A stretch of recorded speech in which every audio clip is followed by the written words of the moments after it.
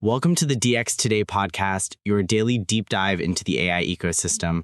I'm Mike, and joining me, as always, is Alex. Hey, Mike. Good to be here. We've got a meaty one today. We really do. So last Friday, March 20th, the White House dropped a document called the National Policy Framework for Artificial Intelligence, a set of legislative recommendations meant to guide Congress toward a unified federal approach to AI regulation. And I have to say, I read through it. And the headline that most people are going to miss is not the child safety stuff or the copyright stuff, it's the preemption argument. The federal government is basically telling states, we're taking the wheel on AI regulation. That's exactly right. And for listeners who might need a quick civics refresher, preemption means that when Congress passes a federal law, it can override state laws in the same area.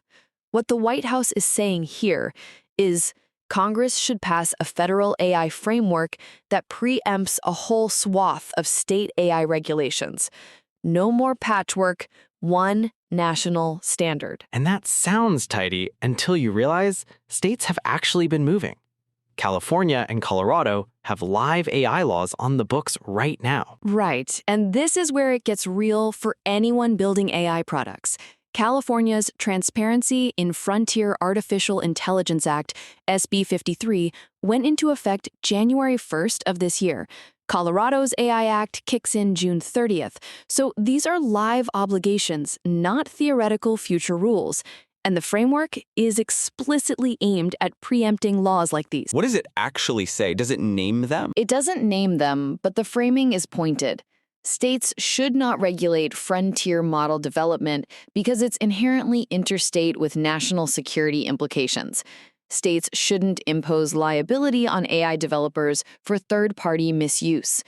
And this is the broad one. States shouldn't unduly burden otherwise lawful conduct merely because AI is involved. Hold on, that last one is wild. You can't make something harder just because AI did it. That's a massive catch-all. It is. It's clearly aimed at things like California's requirements for safety evaluations and incident reports on large frontier models, or Colorado's algorithmic discrimination disclosures. The White House's position is that this kind of regulation creates friction that slows deployment and puts the U.S. at a disadvantage in the global AI race. Okay, let me play devil's advocate, because the states' labor laboratories model has real merit. If California's disclosure rules turn out to be reasonable, maybe Congress adopts something similar. Why skip that learning process? That's the classic argument, and it's strong. The counter is that AI systems are genuinely borderless in a way that most products aren't. A model trained in San Francisco runs inference for users in 50 states and internationally. Having 50 different transparency regimes and audit requirements isn't just inefficient, it could be disqualifying for smaller developers who can't afford state-by-state compliance. That compliance burden argument hits hardest for startups and open source teams. A big lab can absorb it. A 5-person team building on an open model probably can't. Exactly. And the framework nods to this. It mentions regulatory sandboxes as a mechanism.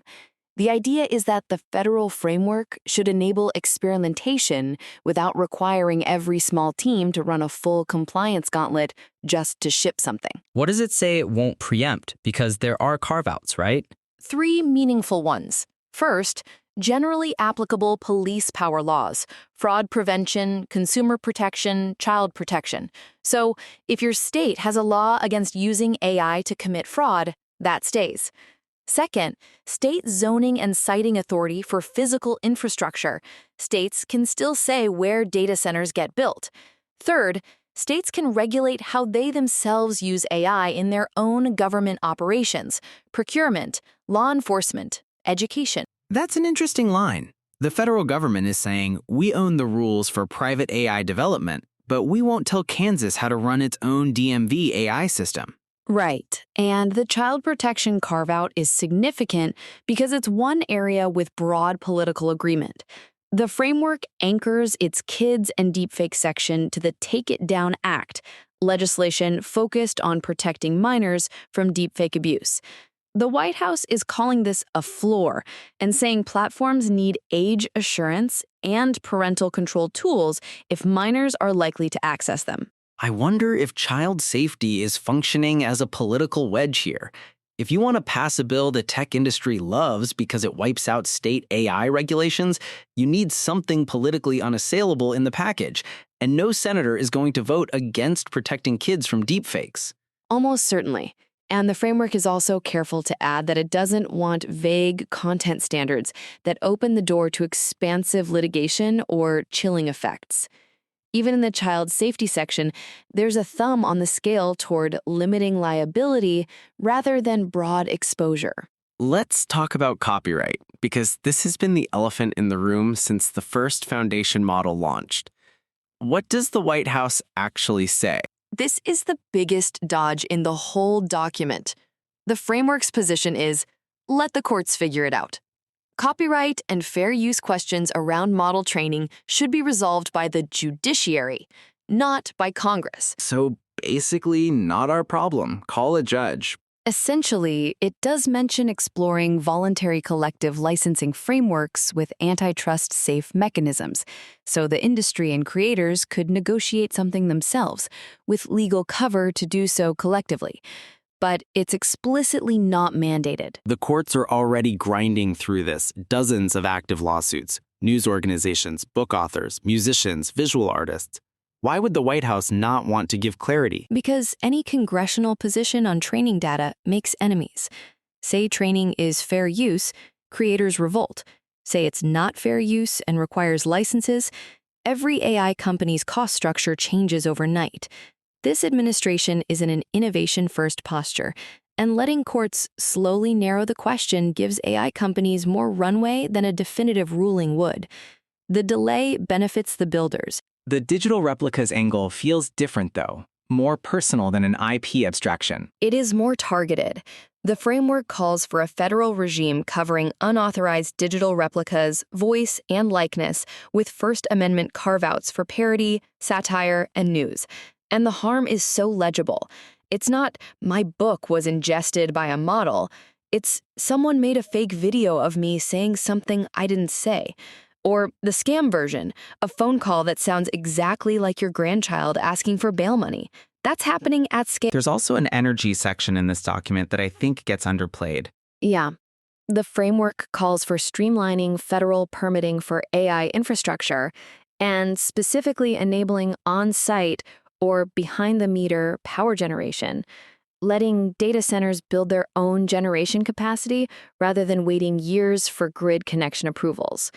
And it wants to protect residential ratepayers from electricity cost increases tied to data center buildouts. It's a practical acknowledgement that you can't talk about scaling AI without talking about power. Okay, let's zoom out. What does this mean for someone building AI products right now? Because the framework is a direction of travel document. Nothing actually changed on March 20th from a compliance standpoint. Correct. California SB 53 is still in effect. Colorado's AI Act goes live June 30th. If you need to comply with those, you still do. What the framework signals is where the federal government wants to land. I'd say 3 things for builders. 1, don't assume state laws get preempted anytime soon. Preemption requires a bill. A bill requires 60 Senate votes in a midterm year. That's genuinely hard. 2, document your safety evaluations and intended use cases, because the liability shield the framework wants to give developers depends on you being able to show you weren't the proximate cause of misuse. 3, watch the replica rights question closely, because that's the area where a new federal obligation could actually land on you even under this framework. The 60-vote threshold point is so key. The history of tech legislation in the Senate is basically great intentions, zero cloture. Exactly. The political commentators who've looked at this are flagging it as a negotiating position as much as a blueprint. The administration is staking out the industry's preferred landing zone and inviting Congress to find a compromise somewhere in there. Last question. Who are the winners and losers if this becomes law roughly as written? Winners. Large AI labs who get a single national standard and lose liability exposure for third-party misuse. startups and open source developers for the same compliance simplification reason. Potentially users who care about deepfake protection. Losers, states like California and Colorado that want to move faster than Congress. Creators waiting for a congressional answer on training data, they're told to wait for courts. And the new federal AI regulator crowd. The framework is explicit. No new dedicated oversight body. Rely on existing sector regulators. And rely on existing regulators could mean rely on agencies that are chronically under-resourced and always a few years behind the technology. Which is maybe exactly what some stakeholders in this conversation want. Which is maybe exactly what some stakeholders want. Alex, if you had to summarize the framework in one sentence. The federal government is saying AI is too important to let 50 states experiment with.